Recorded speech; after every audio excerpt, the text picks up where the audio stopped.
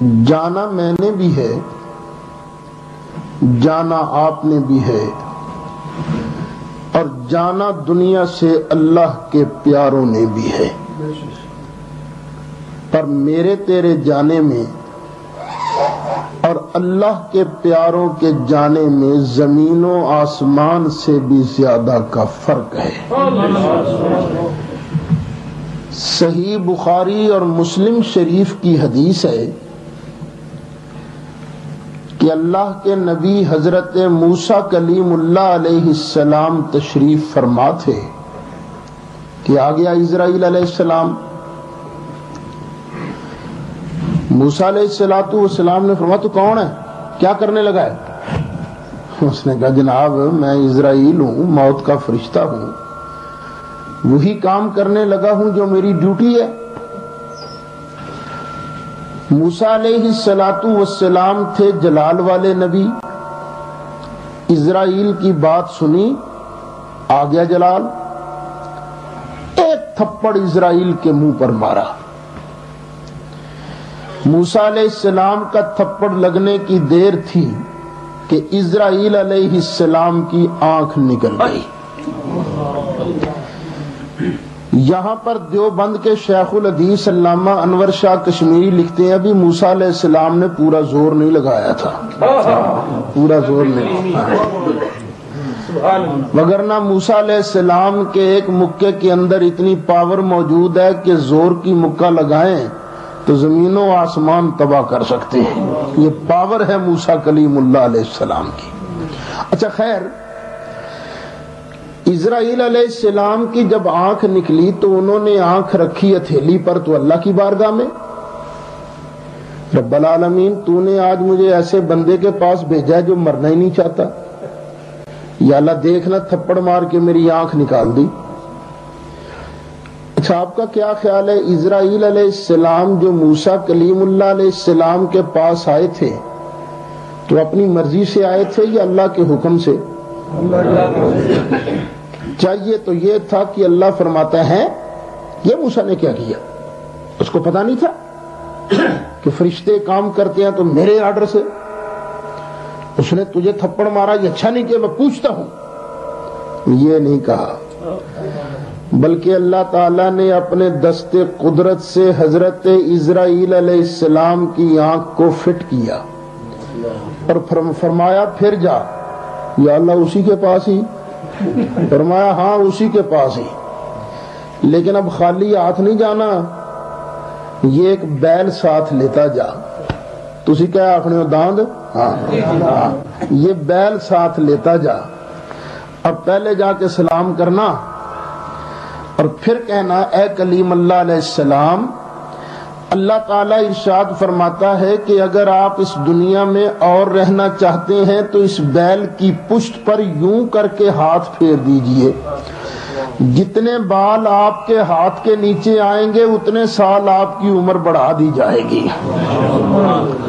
آگے اسرائیل علیہ السلام اب دور ہی کھڑے ہیں، السلام علیک یا کلیم اللہ، السلام علیک یا نبی اللہ۔ حضرت جی اجازت ہے آ جاؤں؟ فرمایا آ جا۔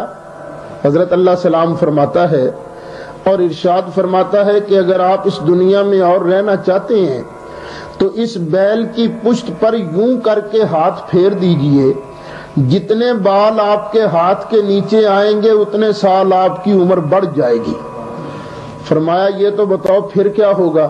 جی پھر تو جانا ہی پڑے گا۔ فرمایا تے اسی ہونے تیار ہیں۔ لو اجازت ملی تب حضرت اسرائیل علیہ السلام نے موسیٰ کلیم اللہ علیہ السلام کی روح انور کو قبض کیا۔ اب ذرا ٹھنڈے دل سے سوچئے، اس وقت پوری دنیا کا طاقتور انسان کون ہے؟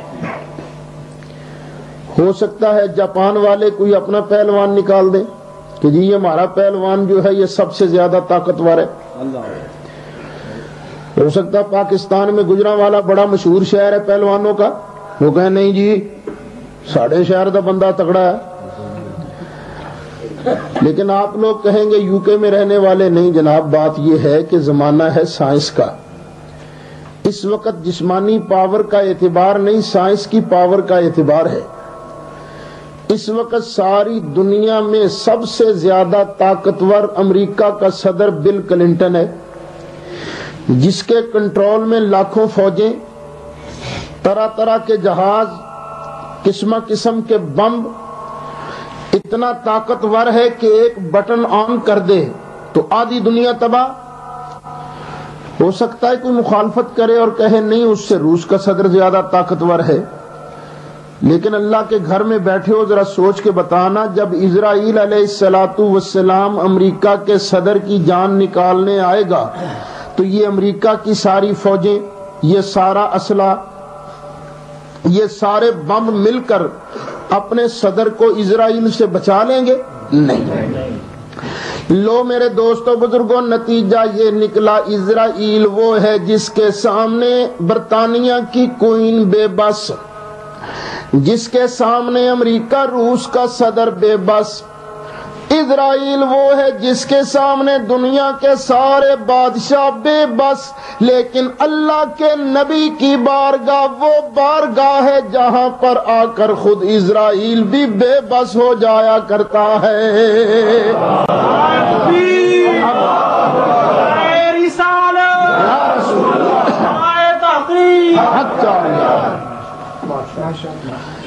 یہاں پر ایک اور مسئلہ عرض کرتا چلوں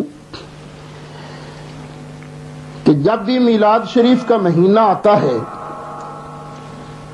تو ہم لوگ بیان کرتے ہیں کہ اللہ تعالیٰ نے ساری کائنات سے پہلے نبی کریم علیہ السلام کا نور پیدا فرمایا تھا، پھر اسی نور کو بشر بنا کر دنیا میں مبعوث فرمایا. تو وہ نور تھے، بشر بن کر آئے. جب ہم یہ بیان کرتے ہیں تو بعض لوگ ایک سوال کرتے ہیں، کہتے ہیں کہ دیکھو جب نور بشر بن کر آیا کرتا ہے تو پھر اس کو زخم نہیں لگا کرتا، لیکن جب ہم اسلامک ہسٹری پڑھتے ہیں تو ہمیں نظر آتا ہے کہ طائف کی گلیوں میں نبی کریم علیہ السلام کے جسم مبارک پر زخم لگے، لہو بہا. احد کے میدان میں نبی کریم علیہ السلام کا دانت مبارک شہید ہوا. سبحان اللہ. اگر نبی کریم علیہ السلام نور ہوتے تو سرکار کو زخم تو نہ لگتا نا. یہ بعض لوگ سوال کرتے ہیں، لیکن ذرا سوچ کر بتائیے کہ اللہ کے فرشتے اسرائیل علیہ السلام یہ نور ہیں یا بشر؟ اور نے سارے کو لاؤنا جب بول دو کیا ہے؟ نور. آئے اسرائیل علیہ السلام کے پاس کے نہیں آئے؟ بشر بن کر آئے کہ نہیں آئے تھے؟ تو موسیٰ علیہ السلام کا تھپڑ کھایا کہ نہیں؟ تھپڑ کھانے کے بعد آنکھ نکلی کہ نہیں؟ زخم لگا کہ نہیں؟ تو اسرائیل علیہ السلام کو جب زخم لگا، آنکھ نکلی، تو ان کی نورانیت میں فرق آیا نہیں. لو میرے دوستو بزرگوں توجہ فرمانا، بری کی جامع مسجد کے اندر آ کے اللہ کا سچا دین سننے والوں، اسرائیل علیہ السلام کی آنکھ نکل جائے تو اسرائیل کی نورانیت میں فرق نہیں پڑتا. اسی طرح نبی کریم علیہ السلام کا دانت مبارک شہید ہو جائے تو میرے آقا کی نورانیت میں فرق نہیں پڑتا. اس لیے تو ڈنکے کی چوٹ کہتے ہیں کہ آقا تیری نسل پاک میں ہے بچہ بچہ نور کا، تیری نسل پاک میں ہے بچہ بچہ نور کا، تیری نسل پاک میں ہے بچہ بچہ نور کا، تو ہے عین نور تیرا سب گھرانہ نور کا، صلی اللہ علیہ وسلم. یہاں پر ایک بات اور بھی عرض کرتا چلوں، بعض لوگوں کا خیال ہے کہ نبی ہمارے بڑے بھائی ہیں، ہم چھوٹے بھائی ہیں، تو جس کو بڑا بھائی کہتے ہو بھئی اس نے تو تھپڑ مار کر اسرائیل علیہ السلام کی آنکھ نکال دی تھی، تو اگر چھوٹے بھائی ہو تو کم از کم جب اسرائیل علیہ السلام آئے ذرا گھور کے ہی دیکھ لینا، جے گھور کے دیکھ لیں تو پھر چلو سوچ لیں گے جے تیرا صاحب پہلے ہی سک جاتے پھر اسی کی کہہ سکنے ہیں۔